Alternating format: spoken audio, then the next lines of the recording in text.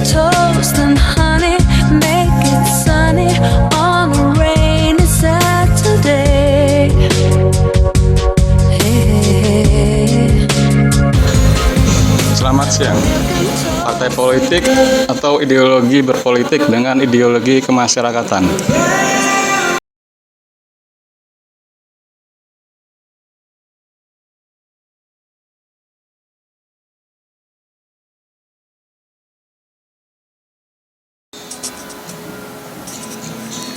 Bergabung parpol bukan keuntungan, melainkan keharusan sebagai warga negara demokratis dalam senat parlemen. Lebih mudah pemantauan dan pengawasan, memantau permasalahan, perkembangan dan kemajuan pihak parpol, mendapatkan informasi bagi para pengusaha, LSM, penduduk atau organisasi masyarakat. Bagi perusahaan akan lebih pede, biasanya terdapat perhimpunan tertentu masing-masing perusahaan menyesuaikan aturan hukum perundangan berlaku dan terbaru. Hal tersebut tersematkan dalam administrasi pembukuan dan tentu tidak secara administrasi keanggotaan parpol.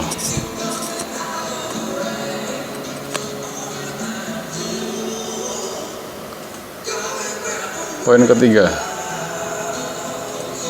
berbeda organisasi kemasyarakatan dengan LSM.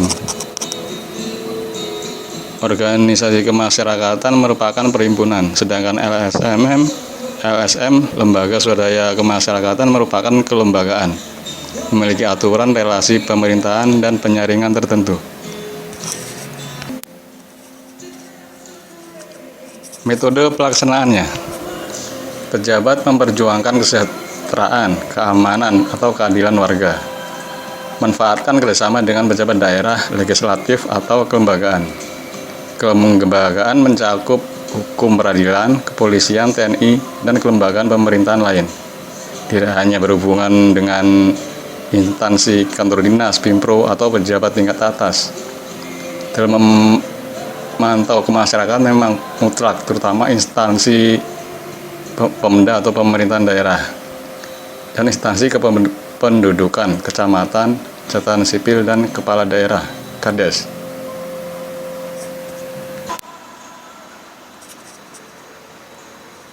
Negara demokratis melalui pejabat daerah, keorganisasian penduduk, dan LSM yang hasilnya parlemen. Titik tumpu parlemen, keinginan aspirasi diperjuangkan. Parlemen sinkron penduduk, masyarakat dalam hal ini penduduk skala kecil, sedangkan masyarakat skala lebih luas. Sinkronasi utopia dengan ideologi. Definisi utopia, sukar penjabaran, memiliki berbagai lingkup.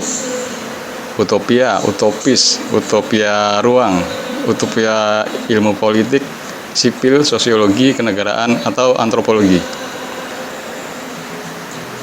Namun dengan mengikuti penjabaran mudah pemahami. Kita pergunakan utopia kemasyarakatan, budaya, wilayah, dan utopia keorganisasian. Kinerjanya dengan berutopia politik. Partai politik besar layaknya PDI, Golkar, atau P3 dapat membuat parpol baru dengan ideologi slogan tertentu menyesuaikan utopia kemasyarakatan. Nasdem saatnya berubah, Gerakan Perubahan, Partai Buruh, Partai Nurani Rakyat, Gerakan Membangun Indonesia Bersatu, PITA, Partai Indonesia Tanah Air, atau lainnya. Tidak masalah tidak mencapai MPR, oposisi, minoritas, tidak terkoalisi, atau kalau pemilu. Terpenting suara terhimpun dalam utopia kemasyarakatan. Setidaknya pejabat atau pejabat daerah terbentuk dalam utopinya. Sekiranya utopia kemasyarakatan besar, parpol tersebut menjadi parpol besar.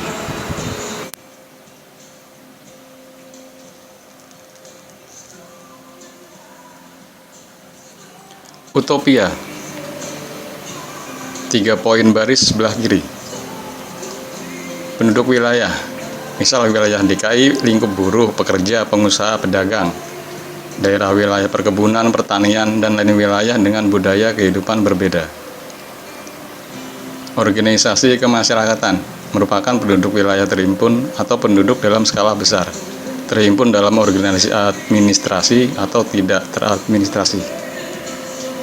Pengusaha kecil, wirausaha, skala rumah tangga, dan pengusaha menengah. Ketiganya dapat kita buat delegasi hukum, keabsahan dapat dipertanggungjawabkan. Hasil output melalui parpol dapat terbina, usahakan, perjuangkan, atau kembangkan.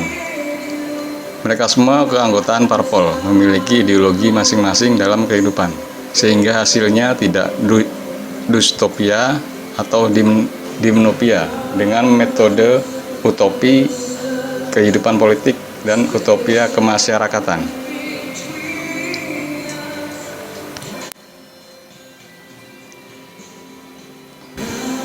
Basicnya biasanya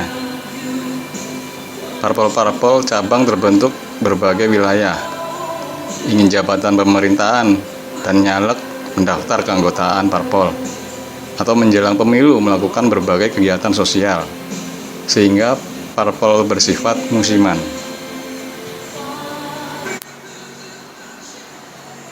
Sehingga perlu membangun kepercayaan dalam utopia atau pembenahan melalui utopia politik partai politik. Era milenium tahun 2000 ke bawah, PDI Golkar tetap eksis sebab para pejabat kehidupan pada parpol tersebut. Oposisi merupakan penggabungan parpol tercipta dalam utopia politik.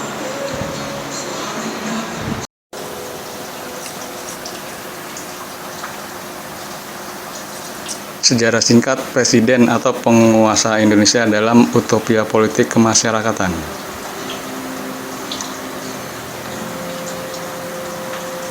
Penguasaan Belanda sebelum NKRI terbentuk terdapatnya distopia dan dimnopia politik. Secara sembunyi atau bergerilya, mereka melakukan perlawanan berbagai wilayah. Perjuangan perlawanan secara fisik Pras 1918 atau delegasi atas tahun 1918. Penjajahan Jepang, eksploitasi besar-besaran, keperluan pembiayaan Perang Dunia Kedua, para-rektor dan intelektual dan para intelek pribumi tersebar berbagai negara menginginkan kemerdekaan, berdaulat dalam wilayahnya sendiri. Soekarno menghimpun wilayah-wilayah bahkan Pulau Sumatera yang sekitar 30% penjajahan Portugis layaknya Malaysia terhimpun dalam Indonesia NKRI. Utopia politik kenegaraan terbentuk secara garis besar, diatur dalam asas negara dan semboyan NKRI. Soekarno lah pembentuk utopia kemasyarakatan NKRI. Kendalinya dalam kekuasaan berpihak, golongan tertentu, parlemen tunduk dan tidak demokratis. Sistem ekonomi terpimpin terbentuk, tapi bukan liberal, tetap kerakyatan demokratis. Tercipta perebutan kekuasaan. Dasar dan landasan tidak perlu mengungkit mencarinya. Soeharto presiden kedua. Kembali terulang otoriter kekuasaan sehingga tidak demokratis termasuk pemilu. Parlemen tunduk kekuasaan Orde Baru. Mode pemerintahan korupsi hingga tingkat parlemen asuhan Soeharto. Lebih berpihak golongan tertentu. Tentu ingat era Soeharto, TNI, Polri, pemerintahan dan pengusaha tertentu mewajibkan Golkar. Sekitar 85% pekerja pemerintahan yang memiliki berkemampuan beralih profesi pengusaha, terutama kontraktor konstruksi dan konsultan konstruksi.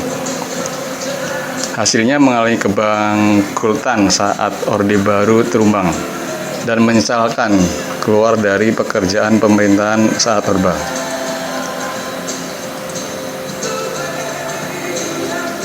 masyarakat tidak berkutik otoriter Soeharto.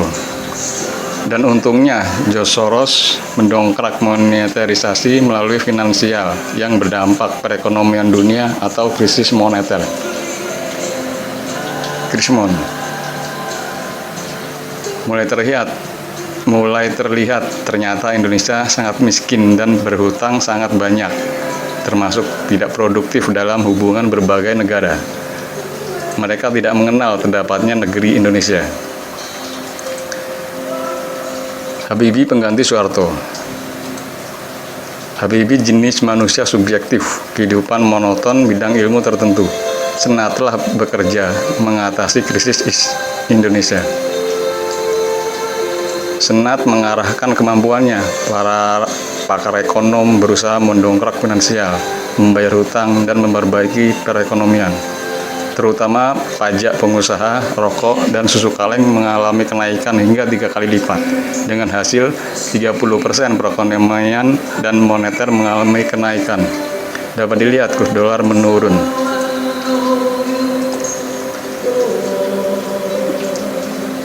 Gus Dur, Abdurrahman Wahid.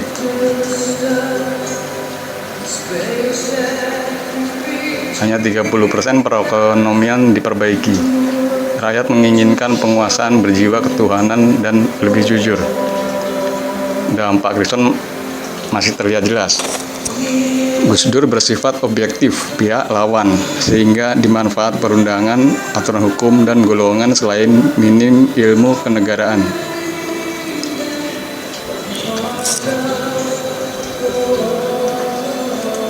Hingga Megawati, dampak Kristen masih terlihat. Rakyat menginginkan pemimpin memperhatikan kehidupan rakyat kecil. Megawati memenangkan demokrasi pemilu. Berpikir sederhana, namun 20% kehidupan rakyat kecil terbantu sekedar menyambung hidup. SBY demokrasi melanjutkan Megawati. Tata kota, kerapian, dan meniru negara liberal berbagai aspek dan bidang, termasuk hukum administrasi. Ekonomi terpimpin dan terpusat liberal kepemimpinan SBY dapat terlihat segi hukum dan urban, khususnya urban anggaran. Distopia politik terlihat dengan berbagai ancaman bom dan banyaknya wilayah yang ingin memisahkan, memerdekakan, atau mengadministrasi mengelola masyarakat dan pendapatan wilayahnya sendiri. KPK pembentuk SBY layaknya pahlawan berkampanye, sehingga 2 dekade kepemimpinan SBY. Jokowi, promosi TV berhasil menarik simpati rakyat. Sistem perekonomian pemerintahan berubah, terutama dengan metode infrastruktur atau sarana prasarana penunjang wilayah. Dia tidak berbeda dengan era Megawati, namun metode berbeda. BLT misalnya diganti dengan GPJS. BLT misalnya era Jokowi diganti dengan GPJS.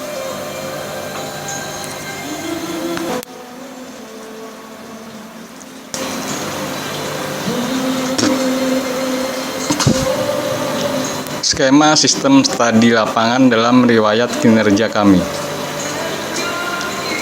Pencalonan pejabat melalui berbagai parpol, berbagai paparasi penduduk, terutama berbagai organisasi yang kami bentuk dan beberapa pengusaha yang kami himpun mendongkrak pejabat tersebut dan membuat dokumentasi.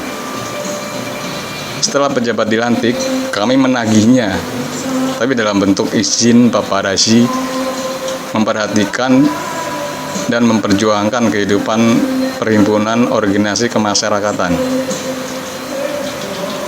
Izin paparasi kami tidak mempergunakannya pemerasan, nilai gengsi, keadaan terkecuali keadaan tertentu sekedar beberapa ratus ribu.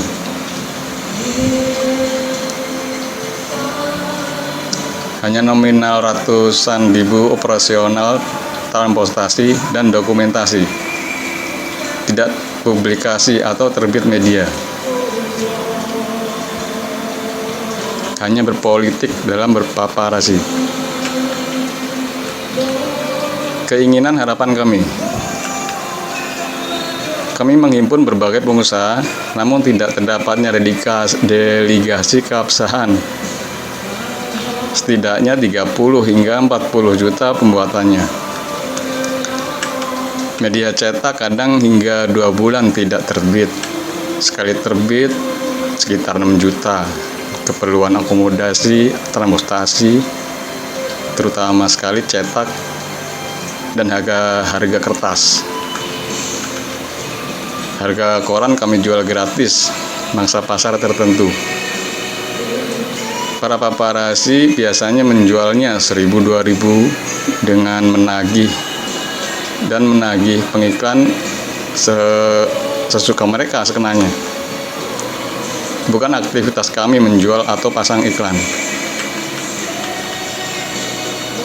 Media cetak setahun terbit atau membuat proposal dalam setahun sekitar 70 juta.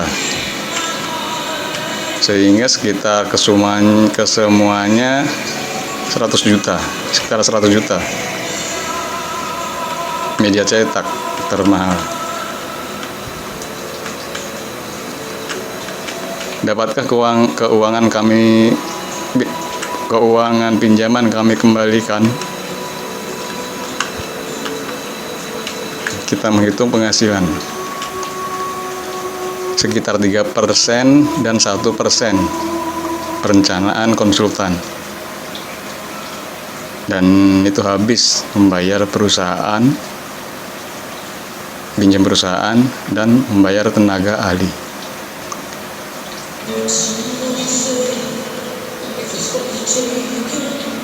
Pembiayaan kehidupan kami saat aktif kegiatan konstruksi melalui kontraktor. Kontraktor menjamin tempat tinggal dan kehidupan sehari-hari. Mungkin pendapatan tersebut kami dapat menghematnya dengan menyisihkan.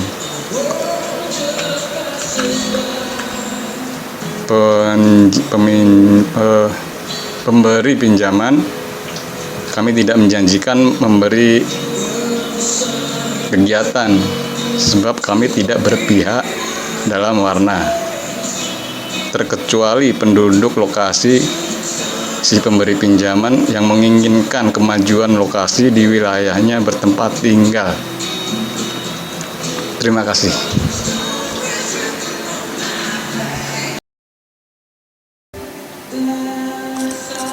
Keinginan kami berfamili, berkeluarga, membina rumah tangga, membimbing istri anak,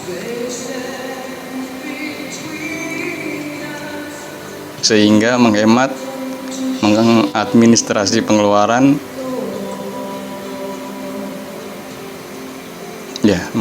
mengadministrasi pengeluaran.